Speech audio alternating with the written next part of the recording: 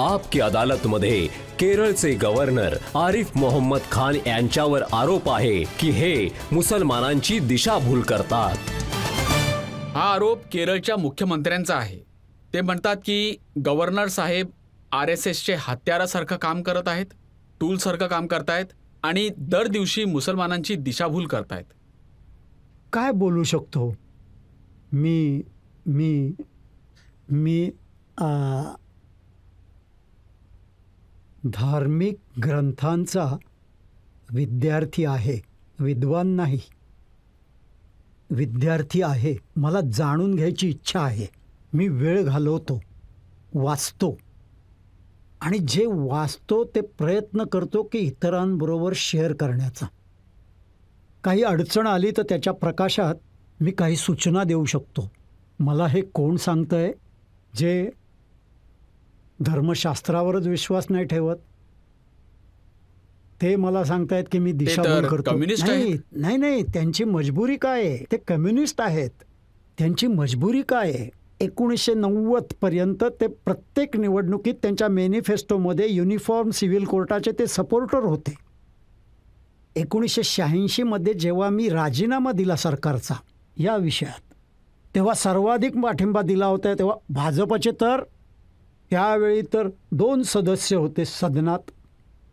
सपोर्टच मला डाव्या पक्षांचा होता आणि सर्वात वोकल व्हॉइस जर कोणाचा होता ज्यांनी मला पाठिंबा दिला होता ते श्री EMS नंबोद्रीपाद होते। आज कम्युनिस्ट पक्षाने पूर्ण वळण घेतलं आहे। ते फक्त UCCचा विरोध करत नाहीत, तर त्यांनी 3 तलाकच्या कायद्याबद्दल ज्याने घटस्फोटाचे प्रमाण 95% जास्त कमी झालं आहे त्याबद्दल 6 महिन्यापूर्वी म्हणाले की ह्या कायद्याची काय गरज आहे, का करत आहेत ते? खरं तर तिथे धर्माच्या नावावर बनवलेली एक पार्टी आहे, मी नाव घेत नाही त्यांचं, ज्यांनी देशाच्या विभागणीची मागणी केली। त्यांचं असेसमेंट हे आहे की ती पार्टी कमकुवत होत चालली आहे। त्यामुळे आता या कमकुवत होणाऱ्या पार्टीची जी वोट बँक आहे ती काबीज करता येईल म्हणून ज्या गोष्टी तो पक्ष बोलायचा आता हे बोलतायत। जनतेमधून अजून अनेक लोक आहेत ज्यांना प्रश्न विचारायचे आहेत। पबजी गेम इस्लाममध्ये हराम आहे की नाही? पहिली गोष्ट तर ही आहे की हे त्यांना विचारा जे स्वतःला ऑथॉरिटी समजतात। मी तर तुमच्यासारखा विद्यार्थी आहे तर मला अजूनही माहीत नाही पबजी कसं खेळतात, मला त्याबद्दल काही माहीत नाही, तर मी कसं काय सांगू शकतो? हे जाकीर नायक साहेब म्हणतात की मुसलमानांनी व्हिडिओ गेम्स खेळू नये कारण ते व्हिडिओ गेम्स खेळले तर त्यात सर्व प्रकारची चित्र दिसतील, कधी कपडे घातलेल्या स्त्रिया दिसतील, त्यात संगीत असेल आणि इस्लाममध्ये तर संगीतही निषिद्ध आहे। बरं, मी मान्य केलं, मी तर त्यांच्याच गोष्टीला मान्य केलं। त्यांचा जो फोटो येतो व्हिडिओच्या वर तो न्याय्य आहे? त्यांची जी त्यांचा माईक लावून जो त्यांचा व्हिडिओ बनतो आणि ज्यावरून मला खात्री आहे की YouTube त्यांना पैसे पण देत असेल कारण त्याची व्ह्युअरशिप खूप जास्त आहे, तर YouTube त्यांना पैसेही देत असेल तर तो व्हिडिओ बनवणं आणि त्यातून पैसे कमवणं हे त्यांच्यासाठी हलाल आहे? भाऊ, ही काय नवीन गोष्ट नाही आहे। भारतामध्ये तर ह्या लोकांनी जेव्हा हे जहाजातून हजला जायला लागले तर फतवा आहे त्यावेळचा, भारतातील मुस्लिमांसाठी हज आवश्यक नाही आहे कारण हज करण्यासाठी त्यांना हवं होतं की त्या काळात पासपोर्ट नव्हते, परमिट होतं, तर परमिटवर फोटो लावायचे होते, तर परमिटसाठी फोटो काढावा लागेल जे गैर इस्लामिक आहे, त्यामुळे तुम्ही हजलाच जायला नाही पाहिजे। आणि हे सतत सांगत राहिले, पण मी नाही, मी कोणाचंही नाव घेणार नाही, पण तुम्ही जरा TV वेगवेगळे डिबेट्स बघा। TVचे अँकर अतिशय आकर्षित आणि सुंदर महिला आहेत आणि हेच लोक जे त्यांना हराम म्हणतात ते त्यांच्याशी चर्चा करतायत TVच्या स्क्रीनवर बसून। ते न्याय्य आहे? ते हलाल आहेत का?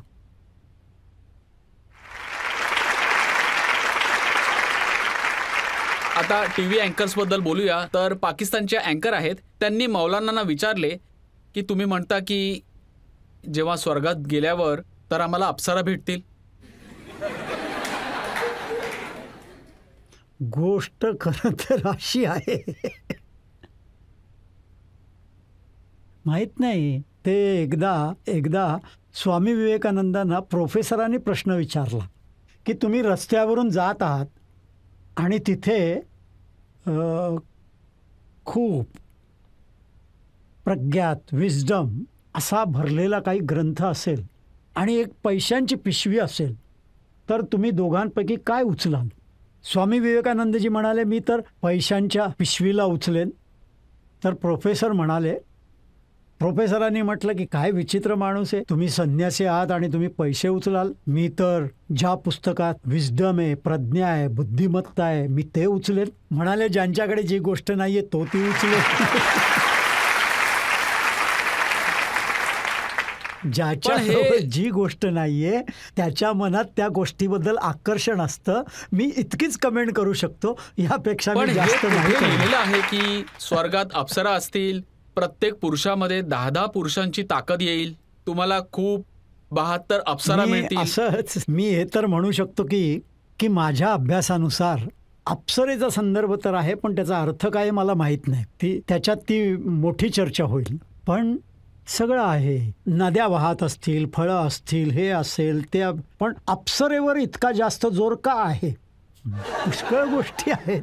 पण दुसऱ्या जागी एका ठिकाणी कुराणात सांगितलं, ते खूप महत्वाचं आहे.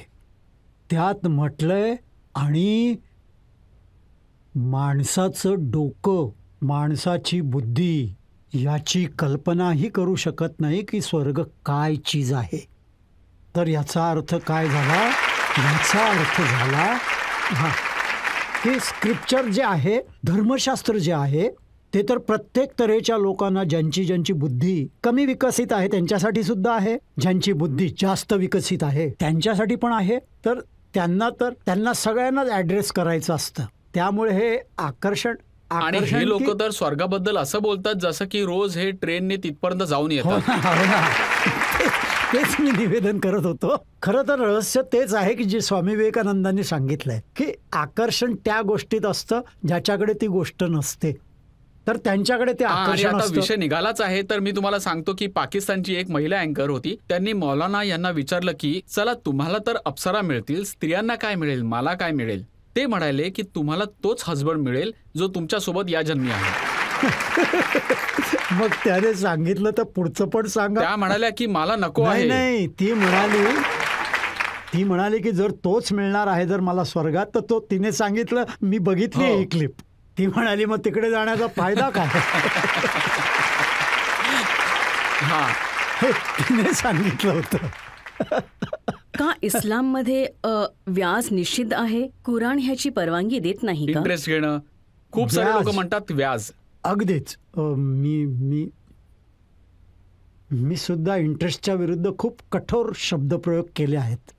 पण जसे मिस्रचे शेख मोहम्मद अब्दुहू होते, जे खूप मोठे स्कॉलर होते, आपल्या भारतात सर सय्यद होते, जेव्हा आपण त्यांना वाचतो तेव्हा आपल्याला कळतं की ज्या व्याजाला, ज्या इंटरेस्टला, त्यांच्या मतानुसार, माझं कोणतंच मत नाही, मी पुन्हा पुन्हा सांगतोय, मी तर विद्यार्थी आहे, मी तर फायदा घेतो, सगळ्यांची पुस्तकं वाचतो, त्याचा फायदा उचलतो. तर शेख मोहम्मद अब्दू यांचं सुद्धा हेच मत आहे आणि सर सय्यद अहमद खान यांचं सुद्धा हेच मत आहे. आणि की जे व्याज भारतात सुद्धा चालत होतं आणि ज्याला गव्हर्नमेंटने बंद केलं, त्याला म्हणत होते चक्रवाढ व्याज. चक्रवाढ व्याज. हे त्या व्याजाबद्दल बोललं जात आहे. त्या जमान्यात बँका नव्हत्या, त्या काळात कुठल्या दुसऱ्या इन्स्टिट्यूशन्स नव्हत्या, त्या काळात तर चक्रवाढ व्याज असायचं. खुद्द आपल्या देशात होतं, ज्याला सरकारने बंद केलं. तर त्यांचं हे मत आहे दोघांचंही की मुस्लिम उलमा ह्या गोष्टीला समजण्यात असमर्थ ठरली. आजच्या काळात तर अशा खूप साऱ्या बँक आहेत जिथे हेड मुसलमान आहे. हो, सगळ्या मुसलमानांना. ते तर सोडा, बँकांना तर सोडा, सगळ्या मुसलमानांना, सगळ्या मुसलमान देशांमध्ये बाबा इस्लामच्या नावावर बनलेले पाकिस्तान, तीच बँकिंग सिस्टीम लागू आहे. IMFचं लोन आहे, वर्ल्ड बँकेचं लोन आहे, व्याज देतात. आता इतक्या सगळ्या गोष्टी तुम्ही सांगत आहात, तर हे पण सांगा की फतवा काय असतो? त्याचा शाब्दिक अर्थ असा आहे की तुमच्यापैकी कोणी की तुमच्याकडे कोणत्याही विषयावर कायदा आहे. तुमचे इतके कायदे आहेत की प्रत्येक व्यक्तीला त्याची माहिती असूच शकत नाही. मग तुमच्या मनात कोणत्याही विषयाबद्दल संभ्रम असेल, तुम्ही कोणत्या तरी मोठ्या वकिलाचं ओपिनियन घेता, लिगल ओपिनियन. त्याचा शाब्दिक अर्थ आहे कायदेशीर सल्ला. पण मोठ्या संख्येने लोक असे आहेत की जे बिचारे जास्त शिक्षित नाहीयेत, ते कोणालाही काढून नाही, टाकतात आणि फतवे तिथेच काढू मी लागतात. येतोय. मी तिथेच येतोय. लिटरल अर्थ आहे ओपिनियन. पण ह्याचा वापर कसा केला जातोय? जसं काही कोर्टाचा आदेश आहे. फतवा दिला की यांना बाहेर केलं, फतवा दिला की हा निकाह चुकीचा आहे, फतवा काढला की हे आता सोबत नाही राहू शकत. अरे बाबा, हे काही न्यायालय आहे का की यांना ऑर्डर देण्याचा हक्क आहे? हे ओपिनियन देऊ शकतात. आणि जेव्हा जेव्हा हे फसतात तेव्हा हेच म्हणतात की आम्ही हुकूम थोडीच दिलाय, आम्ही तर ओपिनियन देतो. मी म्हणालो की तुम्ही याला नकार देऊ शकता की सामान्य? तुम्ही असं इम्प्रेशन बनवलं आहे की हे धार्मिक दृष्ट्या आणि कठोरपणे त्याला लागू करणं गरजेचं आहे असं त्या माणसाला वाटतं, तर नकार नाही देत. हे त्यांनी जाणून बुजून वातावरण तयार केलंय. तर सामान्य माणूस काय करू शकतो अशा सगळ्या गोष्टीपासून वाचण्यासाठी? शिक्षण. तुमचं कोणी सुरक्षित करू शकत नाही जोपर्यंत तुमच्याकडे शिक्षण नसेल. कोणी सुरक्षित करू शकत नाही. माणसाला जर शोषणापासून वाचायचं असेल, पुढे जाण्यासाठी तर जरुरी आहे शिक्षण. पण जर शोषणापासून वाचायचं आहे तर सगळ्यात मोठं हत्यार इल्म आहे, शिक्षण आहे. स्वतःला सुशिक्षित करा. आणि कोणी, मी तुम्हाला कुराणमध्ये एक आयत आहे, वयदा म्हणजे सांगितलं गेलं आहे की प्रोफेटिक मिशन काय असतं, प्रोफेटचं काय काम आहे. 3 आयतामध्ये सांगितलं आहे की प्रोफेटचं काम की तालीम देणं, शिक्षित बनवणं. पण एक आयत आहे 4थी आणखी, त्यात काय आहे? त्यात आहे वयदा अनहुन इसरहुन वल अगला लल लतिका नत अलय.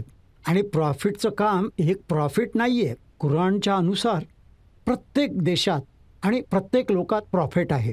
कदाचित आपल्याकडे त्याला अवतार म्हणतात. तर सांगितलं काय जातं, त्यांचं मिशन काय आहे? त्यांचं मिशन आहे माणसाच्या गळ्यात आणि पायात अडकलेल्या बेड्यांपासून त्याला मुक्ती देणं. आणि या आयतलाही मला म्हणजे लिहिलंय पण लोकांनी, मला ते जरा जोरात लागतं. अल्लामा इक्बालने म्हटलंय, ह्याच आयतचं एक प्रकारे त्यात प्रतिबिंब दिसून येतं त्याचं त्यात. आणि म्हटलं, क्यों खालिको मखलूक में हायल रहे पर्दे, पिराने कलिसा को कलिसा से हटा दो. म्हणजे डायरेक्ट कॉन्टॅक्ट व्हायला पाहिजे परमात्म्याचा आणि आत्म्याचा. मधले जे लोक आहेत त्यांना काढून टाकलं पाहिजे.